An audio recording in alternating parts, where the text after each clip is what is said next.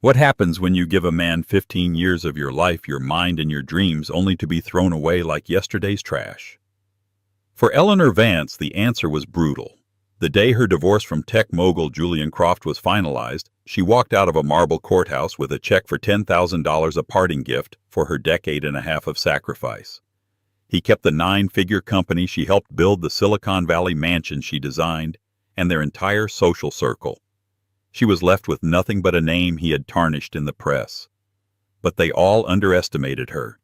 They didn't know that while Julian was busy celebrating his freedom with his new younger model, Eleanor was quietly building an empire from the ashes of her old life. This isn't just a revenge story. It's the story of how a woman left with nothing signed a $100 million deal that would make the whole world know her name. The air in the Atherton, California mansion always smelled of white lilies and money. It was a scent Eleanor Vance had once associated with success, with their success. Now it was the cloying fragrance of betrayal. For 15 years, she had been the silent partner, the invisible architect behind the meteoric rise of Julian Croft, CEO and founder of the logistics giant OmniLink. She'd met Julian in a Stanford computer science lab. He was the charismatic visionary with the perfect pitch. She was the quiet genius who could write code that sang. Her foundational algorithm, a predictive model for supply chain management, was the seed from which OmniLink grew. She wrote the first 50,000 lines of code herself. Julian named the company, wooed the investors, and graced the covers of Forbes and Wired. "Every great man has a great woman behind him," he'd say at galas, squeezing her hand. Eleanor would smile, the dutiful, supportive wife, while knowing she wasn't behind him. She was the foundation he stood upon. She gave up her own career aspirations to build his. She managed their home, hosted investors, debugged his code in the dead of night, and brainstormed strategy over breakfast. She was OmniLink's unpaid, uncredited chief technology officer, chief strategist, and chief of staff all rolled into one. The cracks appeared slowly, then all at once. Julian's compliments became critiques. "Honey, you should let my team handle the technical stuff now. You've got a great eye for hosting parties." Her strategic suggestions were dismissed in board meetings, only to be repackaged as his own brilliant ideas a week later. He started staying out late, his phone always face down. The scent of lilies was often mixed with a faint, unfamiliar perfume. The end came not with a bang, but with the sterile, quiet delivery of a legal document by a courier. It was a divorce petition, and attached to it was a copy of the prenuptial agreement she'd signed 15 years ago, a document his high-powered lawyer, David Sterling, had drafted. Julian had told her it was a formality, a simple just-in-case for his early investors. She was 24, in love, and believed him. She now saw the clauses for what they were, a cage designed to lock her out. Her contributions to OmniLink were not formally documented. She was never an employee, never granted shares in her name. The agreement stipulated that in the event of a divorce, she would be entitled to a one-time payment of $10,000 and would forfeit any and all claims to OmniLink or any assets acquired during the marriage. Their final confrontation was in his cavernous minimalist office overlooking the Bay Area. Julian didn't even have the decency to look her in the eye. He was scrolling through his phone, a smirk playing on his lips. $10,000, Julian. After 15 years. Eleanor's voice trembled, but she refused to cry, not in front of him. "It's what you agreed to, Eleanor," he said, his tone bored. "You should have read the fine print. Business is business." "This wasn't just business. This was our life. My life's work is in that company." He finally looked up, his blue eyes as cold as chips of ice. "Your work. You wrote a little starter code, a college project. My team, my leadership, my vision. That's what made OmniLink a billion-dollar company. You planned dinner parties." He leaned forward, his voice dropping to a venomous whisper. "Be grateful I'm not countersuing you for trying to take what's mine. My lawyers at Sullivan and Cromwell could bury you." That was when the door opened, and a young woman no older than 23 with flawless skin and a vapid smile walked in. She was wearing a diamond necklace. Eleanor recognized the one Julian had claimed was at the jeweler's for cleaning. "Jules, baby, our reservation at the French Laundry is at 8. The woman Tiffany purred, wrapping her arms around his shoulders. She shot Eleanor a look of pitying dismissal. The humiliation was a physical blow. In that moment, Eleanor Vance, the secret architect of a tech empire, was reduced to a caricature, the discarded older wife. Julian had not just divorced her, he had erased her. The court proceedings were a formality. David Sterling, Julian's lawyer, painted her as a greedy opportunist. Her claims of contributing to OmniLink's core technology were portrayed as the bitter ramblings of a scorned woman. Her friends, the power couples they used to vacation with, suddenly stopped answering her calls. They had chosen their side, the side with the money and the influence. On the final day, the judge banged the gavel.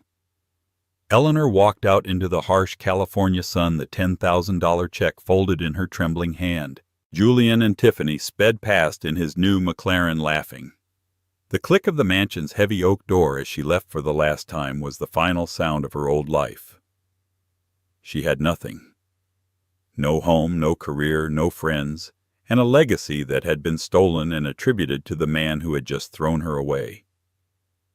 The world saw her as a failure, a woman left with nothing. But in the desolate silence of that moment, a tiny, cold spark of rage began to glow. It was a feeling she hadn't felt in years. Ambition. Her own. The descent was swift and brutal. The $10,000, which sounded like a lot of money to a college student, was a cruel joke in the Bay Area. After paying for a month's deposit on a tiny third-floor walk-up in a rundown part of Oakland and buying a few pieces of second-hand furniture, it was nearly gone. The apartment was a universe away from the Atherton mansion. The air smelled of damp carpets and her neighbor's curry. The constant wail of sirens replaced the gentle hum of the mansion's climate control. Instead of looking out at manicured gardens, her cracked window overlooked a graffiti-scarred brick wall. Every night, Eleanor would lie awake on a lumpy mattress, the ghost of her past life taunting her. She'd see Julian's face on TV accepting another award for innovation, talking about the early days and the lonely struggle he endured to build his empire. He never mentioned her name. It was as if she had ceased to exist. Her resume was a ghost too. 15 years of a gaping hole. Homemaker was not a title that impressed tech recruiters. The few interviews she managed to secure were humiliating. "So, Mrs. Croft, sorry, Ms. Vance," one young recruiter said, barely looking up from his tablet. "It says here you haven't held a formal position since 2010. What have you been doing to keep your skills current?" How could she explain that she'd been beta testing and refining one of the most complex logistics systems in the world from her living room? How could she say she'd architected a system that was now managing billions of dollars in global assets? It sounded delusional. "I was supporting my husband's venture." She'd reply, the words tasting like ash. The recruiters would offer a polite, dismissive smile and promise to be in touch. They never were. Shame was a constant companion. She sold her designer clothes, the last vestiges of her old life, at a consignment shop for pennies on the dollar. She sold the delicate pearl earrings her grandmother had given her just to make rent. Her diet consisted of instant noodles and cheap coffee. To survive, she took a job at a coffee shop called The Daily Grind. The irony was not lost on her. She who once discussed billion-dollar acquisitions over artisanal espresso was now the one wiping down counters and forcing a smile as she asked, "Would you like whipped cream on that?" The work was humbling and physically exhausting. Her hands, once accustomed to the smooth glide of a keyboard, were now raw from hot water and cleaning chemicals. But it was here, amidst the hiss of the espresso machine and the drone of customer chatter, that the first shift happened. For the first time in 15 years, her survival depended solely on herself. There was no safety net, no shared bank account. Every dollar was earned through her own sweat. One day, a group of tech bros from a local startup came in loudly complaining about their logistics provider. "OmniLink is killing us," one said, a man no older than Julian's new girlfriend. "Their system is rigid. It's powerful, but it's a monolith. You can't customize anything, and their integration fees are criminal." "Tell me about it," his friend chimed in. "They're a legacy system pretending to be agile.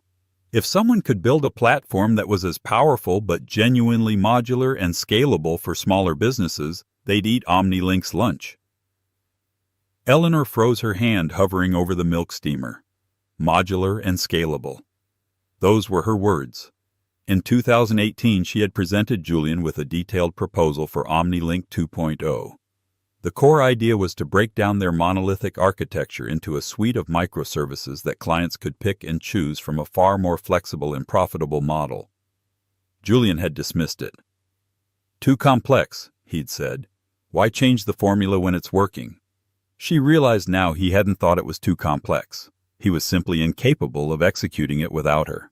He had taken her original masterpiece and run it into a creative dead end, milking it for all it was worth while failing to innovate. That night, for the first time in months, Eleanor didn't lie in bed staring at the ceiling. She dug out the ancient, battered laptop she had managed to keep a relic from her college days. It whirred to life with a groan. She opened a simple text editor, her fingers hovering over the keys. They felt clumsy at first, but then the muscle memory kicked in. The familiar rush, the thrill of creation she had suppressed for so long, came flooding back. She wasn't just typing, she was thinking in code, her mind weaving intricate patterns of logic and data. She forgot about the peeling paint on the walls, the sirens outside, the ache in her feet. She was no longer Eleanor Vance, the discarded ex-wife. She was Eleanor Vance, the architect. And she was about to design her masterpiece. She wasn't rebuilding OmniLink 2.0. She was building its successor, its executioner. The project consumed her. Eleanor lived a dual life. By day, she was the quiet barista at the daily grind, politely taking orders and cleaning up spills. By night, her tiny apartment transformed into a war room. The walls became a collage of sticky notes covered in algorithms and architectural diagrams. She subsisted on caffeine and pure, unadulterated focus, often coding for 18 hours straight on her days off. She called the project Logos. The name was deliberate. In Greek philosophy, it meant the principle of order and knowledge. It was everything OmniLink was not. While Julian's company was a rigid brute force system, Logos was designed to be intelligent, adaptive, and elegant. It used a next-generation AI, one she had conceptualized years ago, that didn't just track shipments, it learned from them. It could predict global supply chain disruptions based on weather patterns, political instability, or even social media sentiment. It could dynamically reroute thousands of shipments in real time, optimizing for speed and cost, with an efficiency that made OmniLink look like an abacus. The biggest challenge was resources. Her old laptop could barely handle the compiling. She needed processing power, cloud storage, and secure servers. All of that cost money she didn't have. She sold the last of her valuable possessions, a vintage watch Julian had given her. It felt like severing the final tie to her past. She used the money to buy a refurbished high-performance workstation and pay for a few months of premium cloud services from Amazon Web Services. Every line of code was a reclamation of her identity. This wasn't Julian's project. There was no one to dismiss her ideas or steal her credit. The design was hers. The intellectual property was hers. The triumphs and the bugs were all hers. She felt a sense of ownership that was more thrilling than any luxury the Atherton mansion had ever provided. After 3 months of relentless work, she had a working prototype. It was raw and unpolished, but it was functional. She ran a simulation using publicly available shipping data from the Port of Los Angeles. In the simulation, Logos managed to optimize the logistics of 1,000 virtual containers, saving a theoretical 18% in costs and 30% in time, compared to the industry standard, the standard set by OmniLink. She knew she had something revolutionary, but a prototype in a dingy apartment was a long way from a viable company. She needed funding. She needed a team. She needed to step out of the shadows.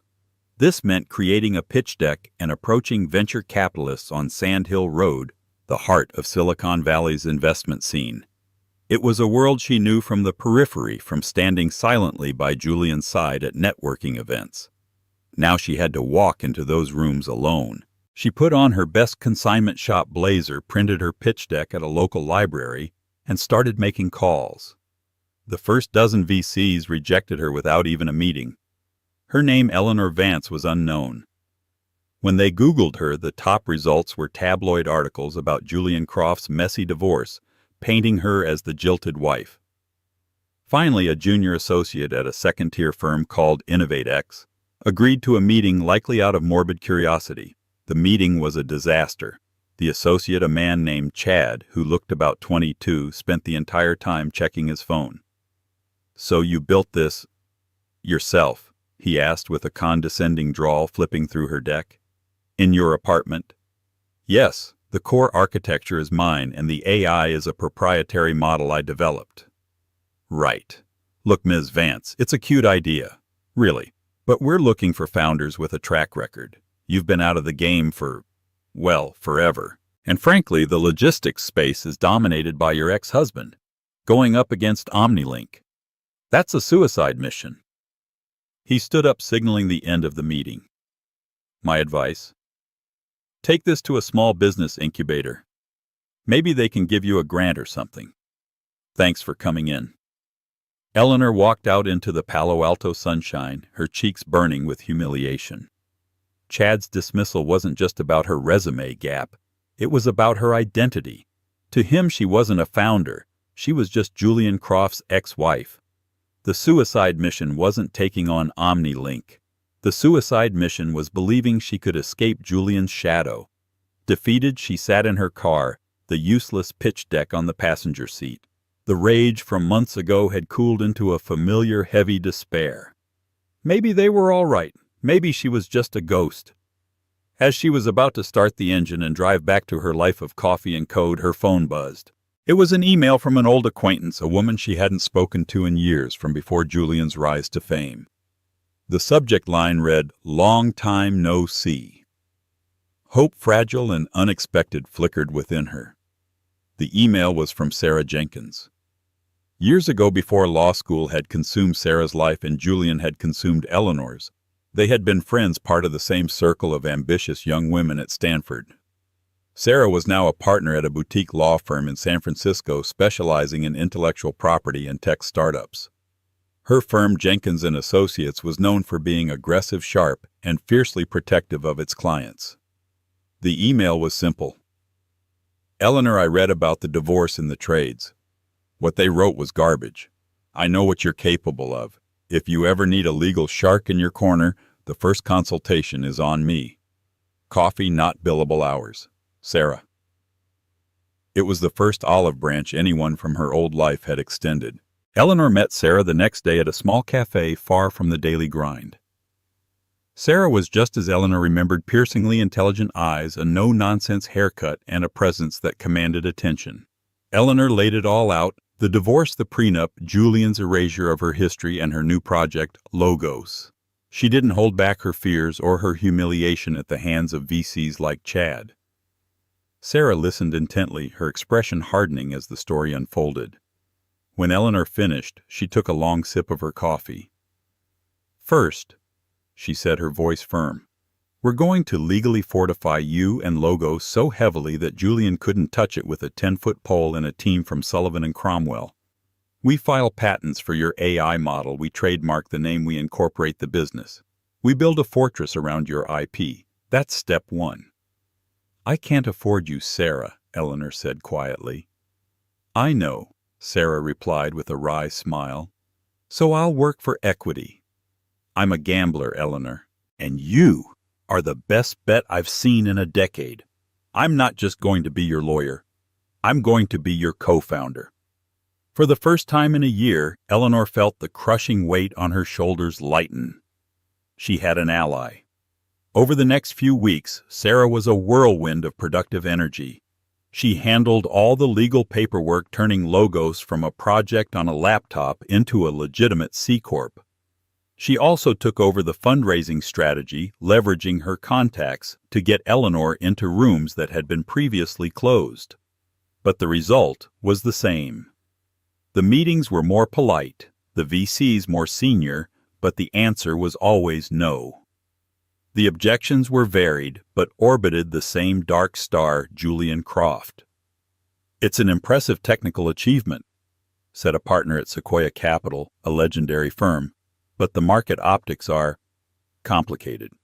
You're a first-time solo founder going directly against your powerful, well-connected ex-husband. Any investment in you would be seen as a declaration of war against OmniLink.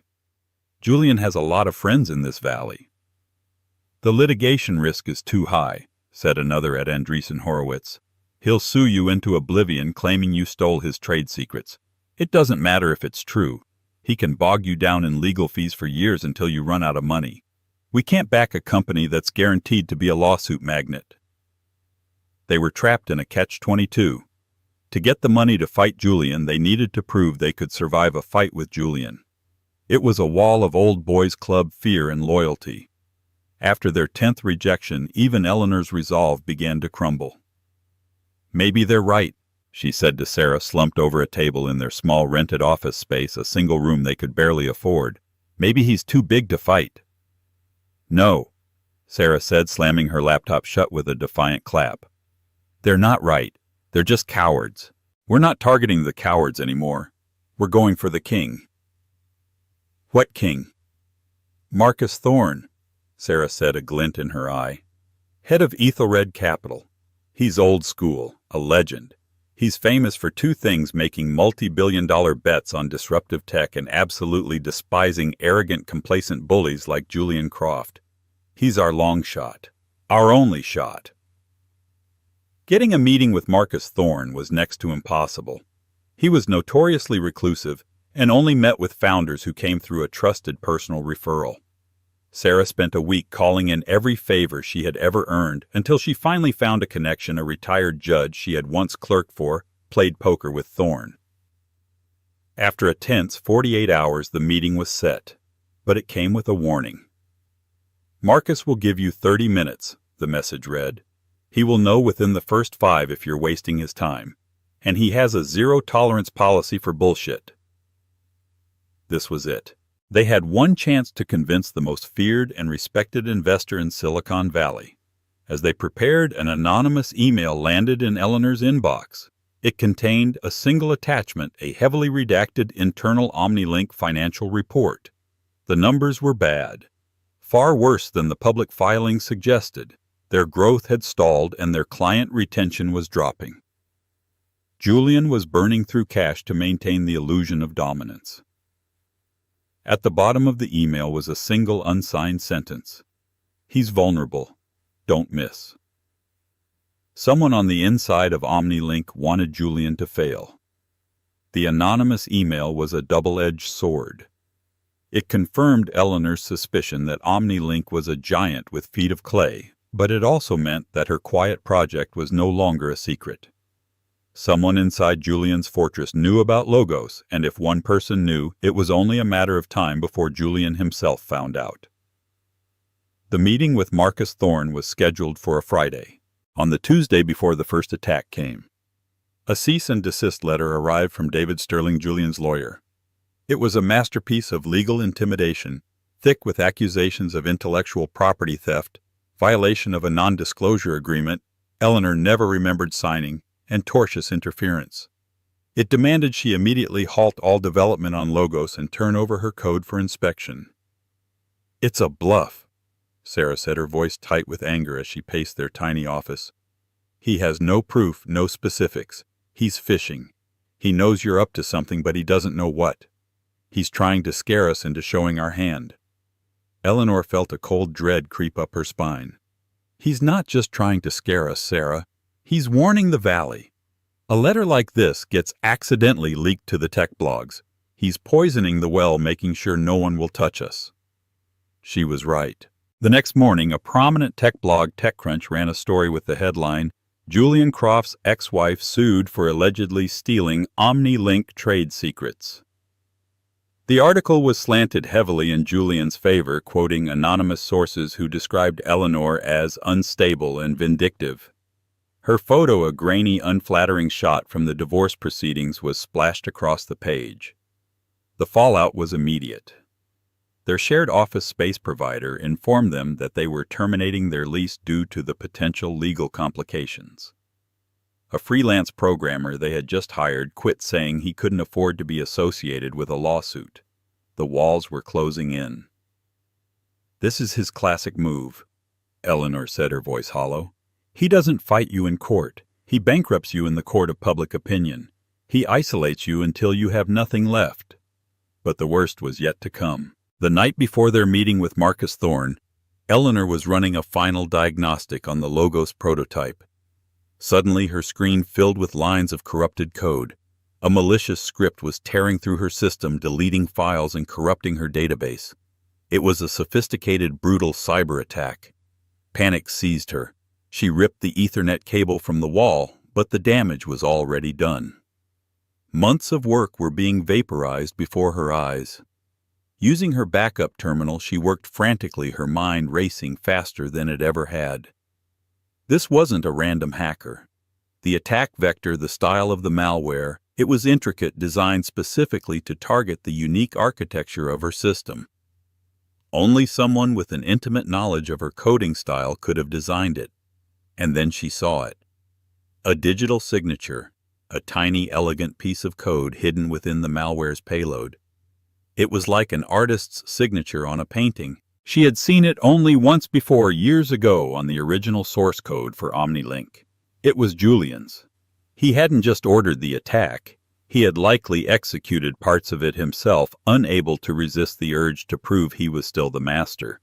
It was the ultimate act of arrogant, possessive rage. For 3 agonizing hours, Eleanor fought the digital intrusion. She managed to isolate the malware and save the core of her system, but her demonstration prototype was a wreck.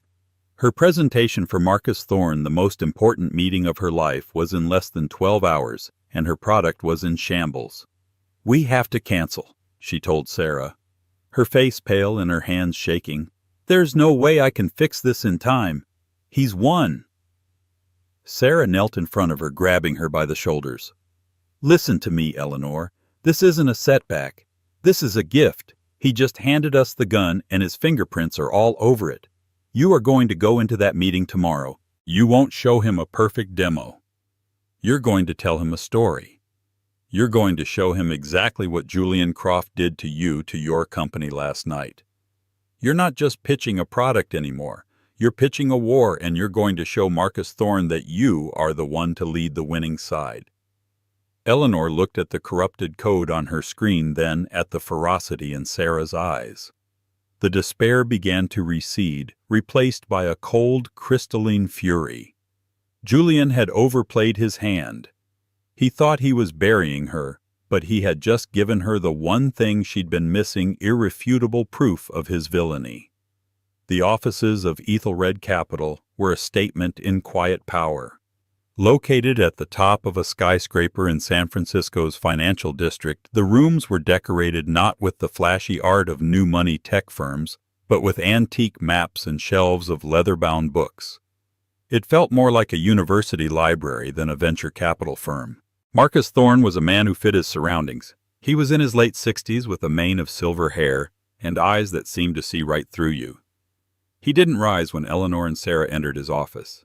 He simply gestured to the 2 chairs opposite his immense oak desk. "You have 30 minutes, he said, his voice a low gravel. "Begin." Eleanor took a deep breath.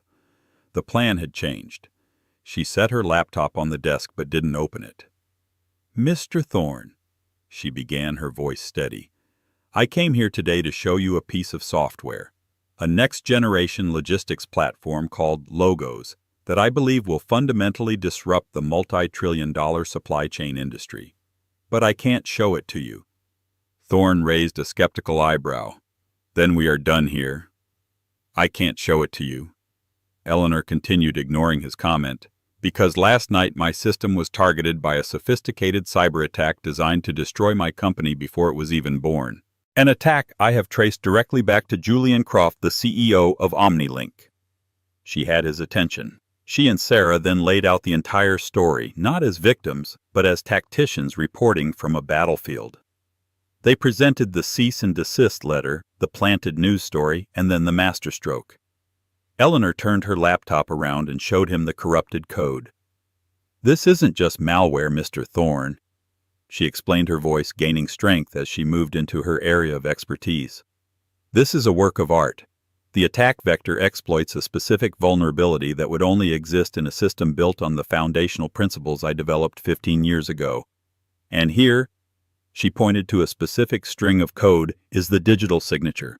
It's an algorithm for generating prime numbers written in a very specific, inefficient way. It's useless code, a vanity mark."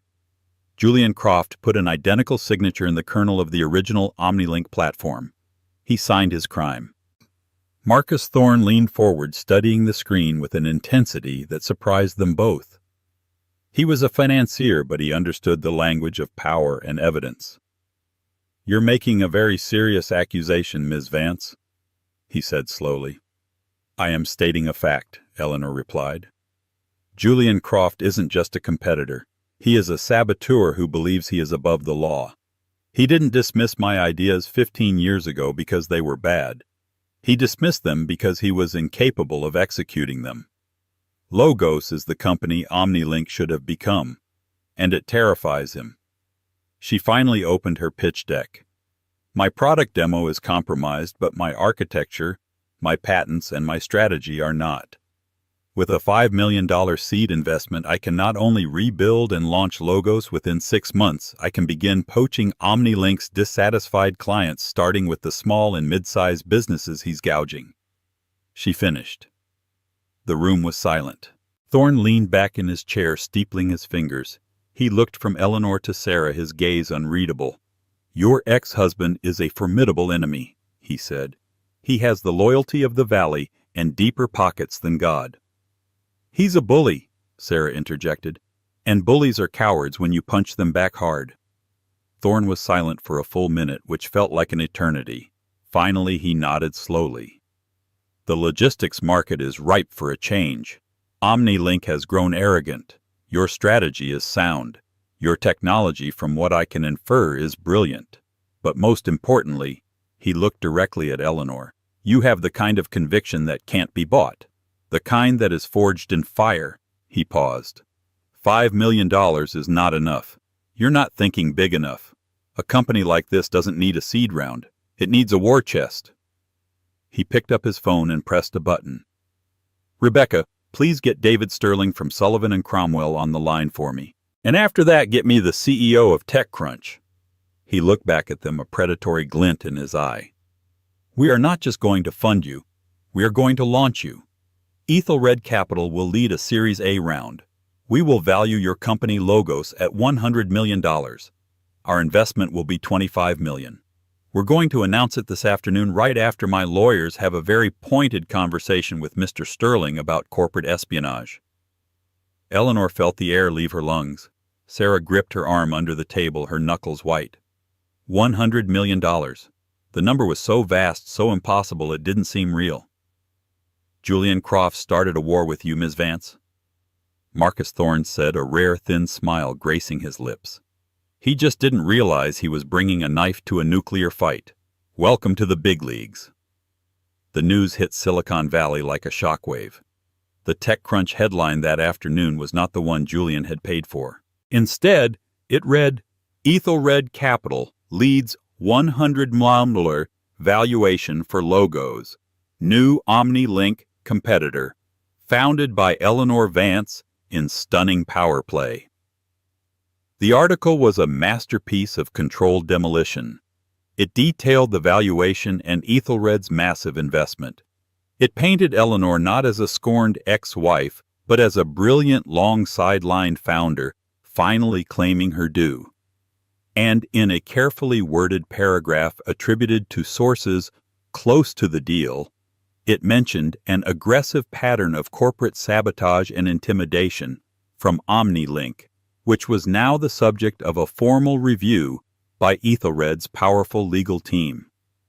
Julian Croft was blindsided. He had expected Eleanor to crawl away in defeat. Instead, she had returned with the financial equivalent of a battleship. The fallout for him was catastrophic. Marcus Thorne was not just any investor. He was a kingmaker. His backing of Eleanor was a definitive statement. Investors in OmniLink started to panic. The anonymous email Eleanor had received was just the tip of the iceberg. The company was a mess. The news of a viable, well-funded competitor, led by the person who had secretly architected their original success, sent their stock into a nosedive. Within a week, OmniLink's share price had fallen by 40%. Julian's board of directors, who had once lauded his aggressive tactics, now saw him as a liability. The whispers of his personal and professional misconduct became a roar. The digital signature Eleanor had found was the smoking gun. Faced with a massive lawsuit from Ethelred Capital and a full-blown shareholder rebellion, the board did the unthinkable. They forced Julian Croft to resign from the company he had founded. He was ousted in a short, brutal press release. His golden boy image was shattered overnight.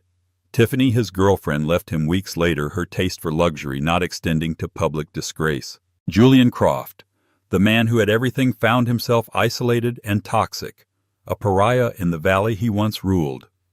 He had tried to erase Eleanor, and in the end had only succeeded in erasing himself. Meanwhile, Eleanor's world exploded into a whirlwind of positive action. With Ethelred's funding and Marcus Thorne's mentorship, Logos went from a one-woman operation to a thriving startup. They hired the best engineers, many of whom were eager to leave the sinking ship at OmniLink. They moved into a sleek new office in San Francisco, a space filled with light and collaborative energy. Eleanor was no longer just a coder. She was a CEO. She was featured in Forbes, not as a wife, but as the visionary on the cover. The story of her rise from the ashes became a legend in the valley, a cautionary tale for the arrogant and an inspiration for the underestimated. She never saw Julian again. She heard he had sold off most of his remaining OmniLink stock at a loss and moved to Monaco, living a life of quiet, opulent exile. She felt nothing about it, not pity, not triumph, just a distant sense of closure. Her focus was not on the past she had survived, but on the future she was building. One evening, about a year after the deal, she stood on the balcony of her new office looking out at the glittering lights of the city. Sarah stood beside her, holding 2 glasses of champagne. "To Logos," Sarah said, raising her glass. "To Logos," Eleanor echoed. The champagne was crisp and cold. The air smelled not of lilies or damp carpets, but of the fresh, salty breeze from the bay. It was the scent of freedom. She hadn't just gotten her revenge. She had gotten something far better: her name, her legacy, and her life back. She had been left with nothing, and from that nothing she had built an empire. Her own. The $100 million valuation wasn't an ending. It was the starting pistol for a race Eleanor had never trained to run. The quiet solitude of late-night coding was replaced by the relentless clamor of a rapidly scaling company. Her calendar, once empty, was now a color-coded tapestry of back-to-back meetings, engineering sprints, marketing strategy sessions, HR mediations, and endless investor updates.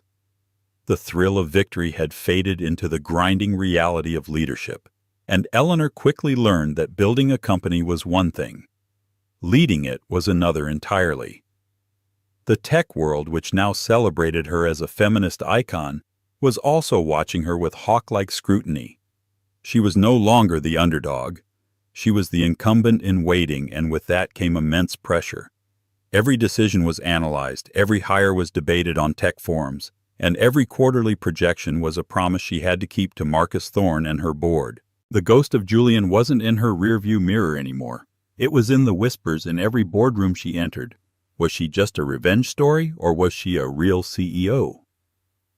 Her first major test came in the form of the Global Transport Alliance GTA, a colossal family-owned shipping conglomerate from Germany. Landing GTA as a client would be a coup, an undeniable signal to the market that Logos was not just a nimble startup, but a true enterprise solution, capable of handling the biggest players on the planet. The CEO of GTA was a man named Alastair Finch, a formidable patriarch in his 70s, with a handshake that could crush granite and an open disdain for Silicon Valley's move fast and break things ethos. In their first meeting, Finch didn't hide his skepticism. "Your story is remarkable, Ms. Vance," he said, his German accent precise and cutting. "A true David and Goliath narrative. However, we are not in the business of funding narratives. My company has over 300,000 shipping containers in transit at any given moment. We require flawless execution, not an inspiring backstory."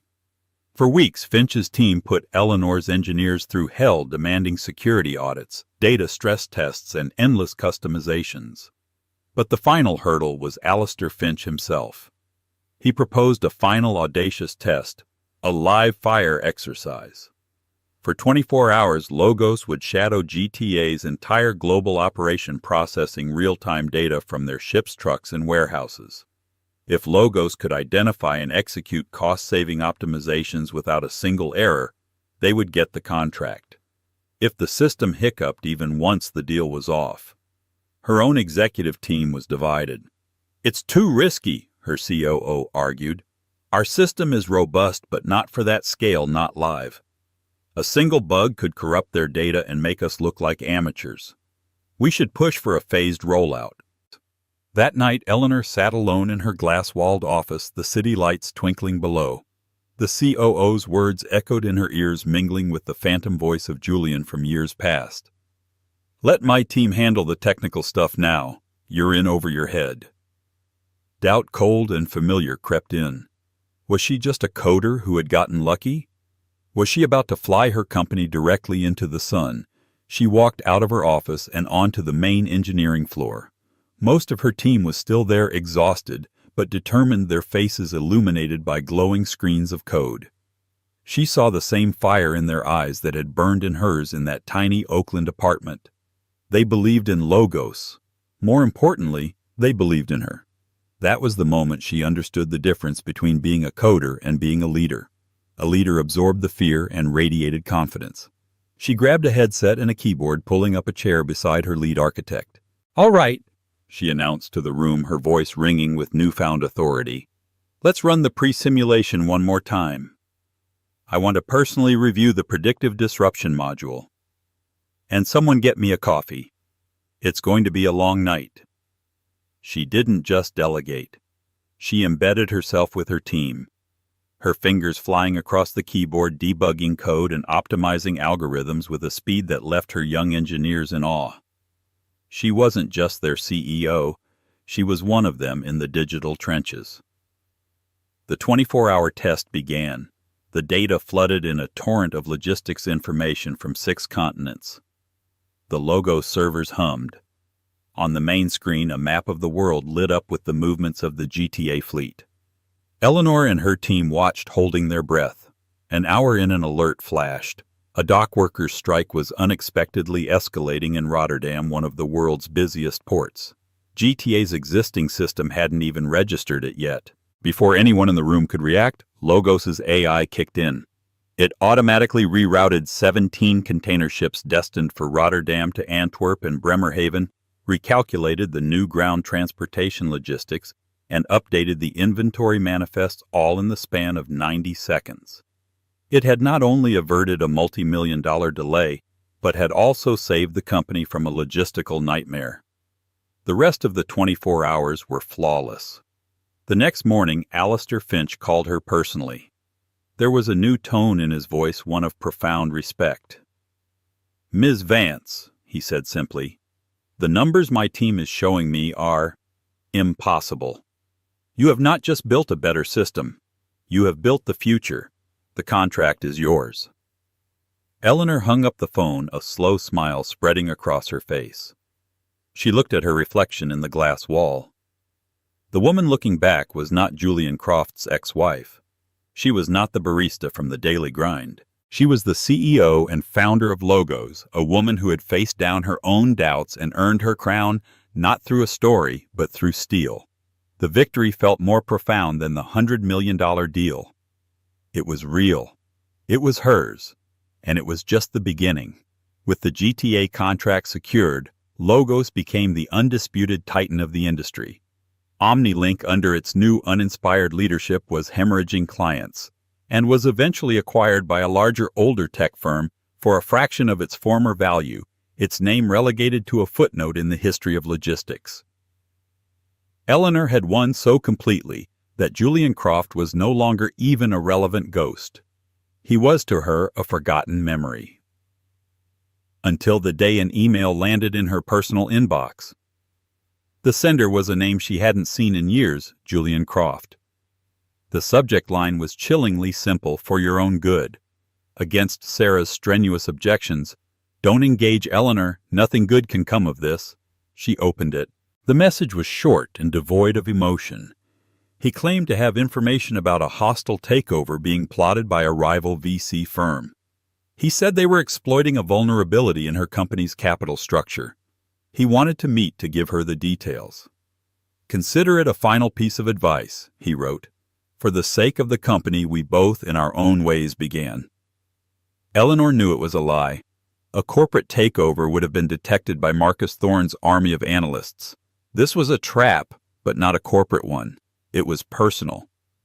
The old Eleanor would have deleted the email paralyzed by fear, but she was no longer the old Eleanor. She knew that to truly be free of him, she couldn't just ignore his ghost. She had to exorcise it. She agreed to meet, but on her terms. Not in a dark bar or a private office, but in the sun-drenched, bustling atrium of the San Francisco Museum of Modern Art on a Saturday afternoon. It was a place of light, transparency, and beauty. Everything their marriage had not been. He was waiting for her near a Calder Mobile. The years had not been kind. The arrogant swagger was gone, replaced by a tense, wired energy. He was thinner. His expensive suit hung loosely on his frame, and there were dark circles under his eyes. He looked like a man who hadn't slept in a long time. "Eleanor," he said, forcing a smile that didn't reach his eyes. "You look well. Success agrees with you." "What do you want, Julian?" she asked, her tone neutral, devoid of the anger or hurt he was likely expecting. He launched into his fabricated story about a corporate plot using jargon and names meant to intimidate her. He was trying to reestablish the old dynamic, him as the master strategist, her as the naive woman who needed his guidance. Eleanor let him finish. When he was done, she didn't even address his lies. "That's not why you're here," she said calmly. "There is no takeover plot. You just wanted to see if you could still get me in a room. You wanted to see if you still had any power over me." His mask of civility cracked. His face twisted into a sneer. "Power? I don't need power over you. I'm trying to help you. You have no idea what it's like running a company this size. The betrayals, the snakes in the grass. You're still just a coder. You're going to lose it all."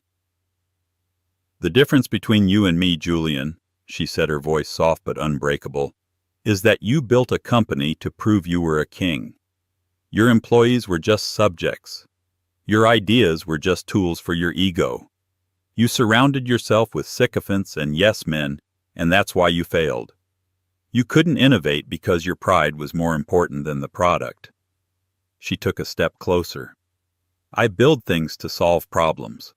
I surround myself with people who are smarter than me, who challenge me every single day. My power doesn't come from my title. It comes from their trust, something you never had and could never understand." He was speechless. He had expected tears or a shouting match. He was prepared for anger. He was not prepared for this calm, surgical dismantling of his entire identity. He had one last card to play, the cruelest one. "You've become me, you know," he hissed, his voice low and venomous. "You're ruthless. You destroyed my company. You took everything. Don't pretend you're a saint." Eleanor looked at him, and for the first time she felt a flicker of something, not pity, but a profound sense of detachment.